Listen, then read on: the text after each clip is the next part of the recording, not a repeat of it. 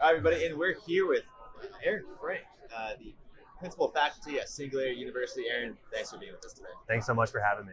Now, Aaron, a lot of people who are interested, we've been saying Singularity University all week. What is Singularity University to you, and what do you do for them? Yeah, so I've actually been there for a long time. Relatively, I've been at Singularity for about 8 years, and for me, what I think of as like the most inspiring part of the organization is that it's a place that brings together ideas, knowledge, technology insights from a variety of different areas and backgrounds. And so, when I go into the office, I'm meeting the guy at Google, building the driverless cars, drone engineers, people working on health and medical solutions. And it's so being in this multidisciplinary environment where you're just exposed to such a range of different domains is such an inspiring part of the organization.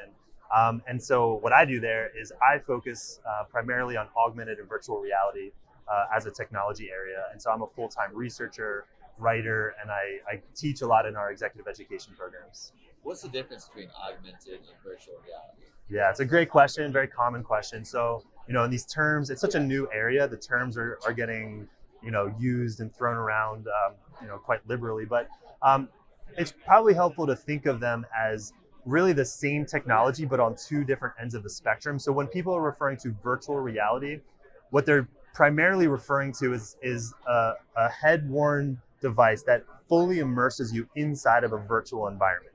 So virtual reality, you could think of as like a fully immersive concept. On the other end of the spectrum, you have something like augmented reality, which is a technology that allows you to still remain in your surroundings. Google Glass is a very well-known example of this, where you're wearing a pair of glasses that has a visual display in front of your eyes, but you're not entirely shut out from the real world. So, on one end of the spectrum, fully immersive, you're kind of isolated from the real world. Where on the other end, you have augmented reality, where you're still in the real world, but you're just changing it with digital information. So, where were we last year in comparison with augmented reality and mixed reality, virtual reality to now? How has it progressed? Yeah, and see, even there, like the terms, there's so many. Like, which ones do you use? Yeah, no, it's a good question. So, probably the biggest development, and it's also important to keep in mind that from a development standpoint, virtual reality came to market a few years ahead of augmented reality, and so there's a little bit of a more developed ecosystem in terms of the hardware. So probably the most exciting thing, the biggest question that people have is, when is this going to become a mainstream technology? Like, when is it going to be where everyone just has an augmented or virtual reality headset in their house that they routinely use either for fun or for work? And so up until about May of this year, most of the high-end virtual reality experiences required a bunch of cables and wires, a really expensive computer with a graphics card with a high processing requirements. But this year, one of the biggest manufacturers, Oculus, so many people will probably know Oculus Rift, came out with a device called the Quest, which a lot of people in this industry are very attuned to paying attention to as what's this going to do, because it has the same input controllers, these handheld input devices that are pretty high functioning. All the graphics are rendered and processed right on the device itself. No cords and wires. I can put the whole thing into a shopping bag and take it to my friend's house, and it's functionally basically the same experience, and it's a fifth of the cost of what you would have had to spend a few years ago. And so that's probably been one of the bigger breakthroughs in the last year. And then in terms of augmented reality, we're still a couple years behind where VR is. There's not really a breakthrough mainstream consumer device that's on the market yet. We're still in the world of development kits. Microsoft HoloLens has 2 generations out. Magic Leap just came out recently. But those are still being used by companies, by developers, and haven't really made it into the average living room. When you were mentioning augmented reality, and virtual reality, now let's think augmented reality with the Google Glass and outside, you can see some virtual reality totally enclosed. when you're mentioning those, you're saying fun, entertainment, business. When I think about it, augmented reality, I think of improving processes, Yeah. manufacturing plants, something like that. Do you have a particular focus that you are working on? Actually, one of the research areas that I'm looking at is specifically in sort of the enterprise, sort of technical, manufacturing operations based use cases. One company that I just wrapped up a research project with is a company called Scope AR, which is doing really fascinating work in the space that you just kind of alluded to. So they have a partnership with Lockheed Martin and NASA. So Lockheed Martin right now is building what's called the Orion spacecraft. It's a NASA funded project. They're building a spacecraft that's designed to go to Mars at some point in the next decade. And so the technical operators building this thing in the old world, where they would literally have to navigate through, imagine the user manual to build this. It's like thousands of pages. It's probably like measured in pounds.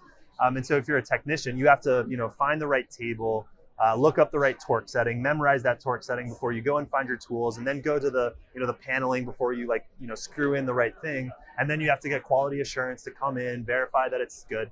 Now what they've done is working with a company called Scope AR. They use the Microsoft HoloLens to basically get hands-free, heads-up information about exactly how to find the right torque setting, screw in the right screws. They've taken processes that normally would take 6 to 8 weeks and compressed that down into 1 to 2 weeks. They've reduced the training time to get someone up to speed to be able to actually work on assembling this thing by like 80%. And most recently, they actually just announced that this trial was so successful that Lockheed Martin is planning to roll out that same kind of augmented reality process to all of their manufacturing procedures across the entire company. So, if you're a Lockheed employee, a Lockheed Martin employee, pretty soon you're just going to come standard with a pair of augmented reality glasses. A good way to think about this is like if you bring home a piece of furniture from IKEA, how annoying is it to have to go from those two-dimensional line diagrams? Exactly. What if you could just put on a headset and just be guided through exactly how to build your furniture? Game changer. Yeah, that would help, especially with Legos. I could never get into Legos back when I was younger. Just too many directions for me. My brother, on the other hand, was good. Not me. Exactly. Aaron, Second Life. We were talking about before the show. Explain to our audience what that is. Yeah, so this is another core area of my research focus, is the use of online virtual worlds, and so we were chatting about what is Second Life. So Second Life, for those that don't know, and I imagine there's probably a few people that may remember even having an account on Second Life. Second Life was a huge phenomenon about 15 years ago, and the way it worked is you create an account for yourself, and it's an online virtual world, like a huge, expansive video game-like environment, where you create an account, and with your account, you build yourself an avatar, like a digital version of you, and with your avatar, you just explore all of these online worlds. But what made Second Life so unique at the time when it was built is that Second Life didn't build the worlds. All of the worlds were built by the users themselves. So this is really the first example of user-generated content. Like this is before YouTube and all of that. And it became so popular. IBM built an office space there. American Apparel had a clothing store. You could actually buy clothes. Millions of people were signing up for this. Reuters stationed a full-time bureau chief, like a journalist, to cover all of the activity. People are building nightclubs, people are building libraries. There's a user in Europe who built an entire replica of Berlin from the 1920s.